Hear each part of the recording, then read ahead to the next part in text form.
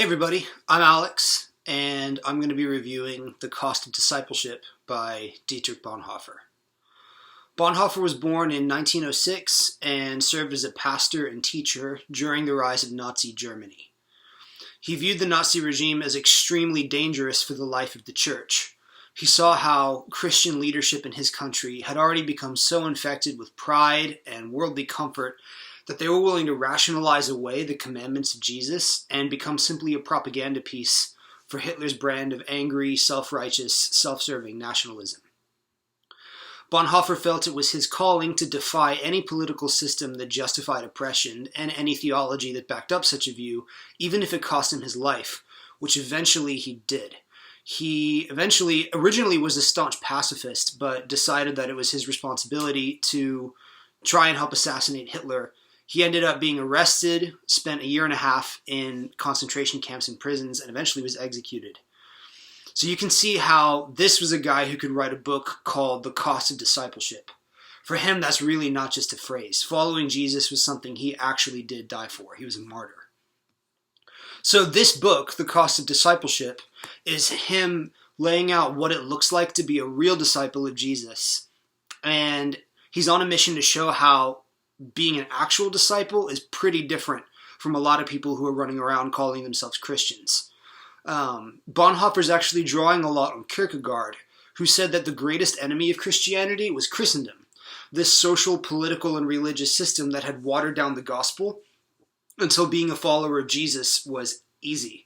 So Kierkegaard had this belief, and so did Bonhoeffer, that there were a lot of people running around calling themselves Christians who had no idea how much the gospel actually costs.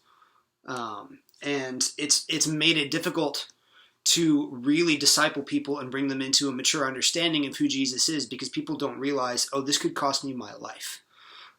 It's turned the gospel into something really watered down and ineffective. And it's the reason that the church has become either irrelevant on the one hand, or even worse, justifies a lot of abuse of power, like what Bonhoeffer was seeing in Nazi Germany. So Bonhoeffer thinks that this is exactly what's going on in Nazi Germany, and the way that he talks about it in this book is by using two phrases that Kierkegaard came up with and contrasting them against one another. He has cheap grace and costly grace. And in the first paragraphs of the book, he lays it all out there and describes what these two things mean and what the difference between them is. He says, cheap grace means grace as doctrine, as principle, as system. It means forgiveness of sins as a general truth. It means God's love as merely a Christian idea of God. Those who affirm it have already had their sins forgiven. The church that teaches this doctrine of grace thereby confers such grace upon itself. The world finds in this church a cheap cover-up for its sins, for which it shows no remorse, and from which it has even less desire to be set free. On the other hand, costly grace is the hidden treasure in the field, for the sake of which people go and sell with joy everything they have. It is the costly pearl for whose price the merchant sells all that he has. It is Christ's sovereignty, for the sake of which you tear out an eye if it causes you to stumble. It is the call of Jesus Christ which causes a disciple to leave their nets and follow him. It is costly because it calls to discipleship. It is grace because it calls us to follow Jesus Christ. It is costly because it costs people their lives. It is grace because it thereby makes them live. So you can see here, on the one hand, he's saying church that is just built around intellectual belief or an idea or a philosophy, something that tells you, oh, your sins are forgiven, have a good life. To Bonhoeffer, that's something really, really shallow and even dangerous, because it lulls us into a false sense of security, into thinking that, this being a Christian thing is really easy. It's really simple. All I have to do is show up to church on Sunday and say my prayers every now and then and believe certain things, but it's not going to cost me. And systems like this end up justifying political systems that are really, really, really abusive. But then on the other hand, you have costly grace. You have people who get what it means to follow Jesus. They get what it means in their heart, not just in their mind. And they're willing to go and die for what they know to be right. They know that this discipleship thing is about every facet of life. It's not just about what I believe or where I go on Sunday mornings or how I vote. It has to do with every area of life. So Bonhoeffer spends the rest of the book basically explaining more and more the difference between these two types of grace, or these two types of being a Christian. And the way he does that is by taking the actual words of Christ, especially the Sermon on the Mount, and kind of calling us all to task on them.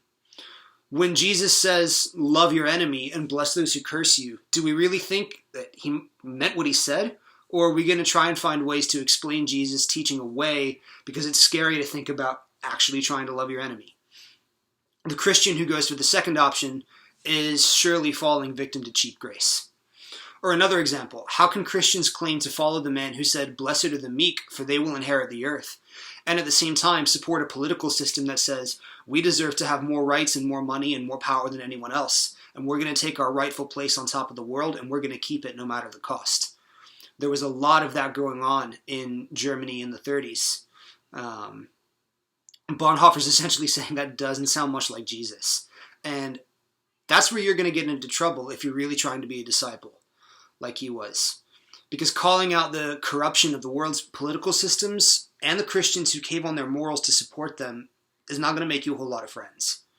That's where discipleship gets costly. Bonhoeffer was seeing the contradiction between, or the contradiction rather, in the lives of Christians who were saying, yeah, we believe in Jesus and we believe in loving your neighbor and defending the poor and the oppressed. They would say one thing, and then with the other thing, they would also support a political system that literally was saying, we're going to destroy and conquer anyone who's not like us. And anyone who we believe is holding us back, we're going to destroy them. We're going to kill Jews. We're going to euthanize people. And Bonhoeffer was saying that as a Christian, it's our obligation, if we're really going to follow Christ consistently, to speak out against that. And that'll probably get you killed. It got him killed. The question is it worth it to you? Honestly, I think we as Americans have loads to learn from Bonhoeffer right now. It seems to me that a lot of conservative Christians are doubling down on their rights and on the rights of the USA. And I get the sense that Bonhoeffer would be saying, where are the Christians who are in the world but not of it? He describes the church as it should be in one chapter as a colony of strangers far away from home, a community of foreigners enjoying the hospitality of the host country in which they live. But it lives its own life subject to a foreign authority and foreign justice. It prays for all earthly authority, thus rendering this authority the best service it can offer. But it is merely passing through its host country. At any moment it may receive the signal to move on. Then it will break camp, leaving behind all worldly friends and relatives, and following only the voice of the one who has called it. It leaves the foreign country and moves onward towards its heavenly home. So Bonhoeffer was someone who really understood this idea that the church is in the world but not of it. And he really understood this idea that our struggle, as Paul would say in Ephesians 6, is not against people, but against principalities and powers, against the forces of darkness. And so our allegiance is to Jesus and to Jesus only. And that's something that a lot of Christians hold to in theory, but maybe not so many in practice, especially when the country that we live in offers us a lot of safety and stability. The question is, if the country that we live in ever comes to a place where it's brushing directly against the teachings of Jesus, would we be willing to do something about it? Would we be willing to take Jesus seriously, even if our country, even if the world kills us for it? Are we willing to give this thing our best shot, even if other Christians don't understand us? At the end of the day, are we willing to live lives of costly grace?